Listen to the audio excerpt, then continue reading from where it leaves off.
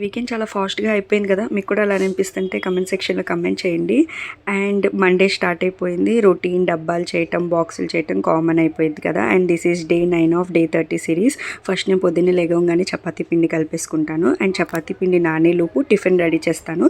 ఈరోజు ఇడ్లీ చేశాను. సో ఇడ్లీ పెట్టేసుకొని ఇడ్లీ పెట్టుకున్న తర్వాత నేను చట్నీ ప్రిపేర్ చేసేసుకుంటాను. ఇవాళ మాత్రం కూరకి నేను టొమాటో రోటి పచ్చడి చేశాను. చపాతీలో కూడా బాగుంటుంది. అండ్ చెప్పాను కదా, చట్నీ ప్రిపేర్ చేసి పెట్టేసుకున్నాను. టైం లేక చట్నీలో తాలింపు వేయలేదు.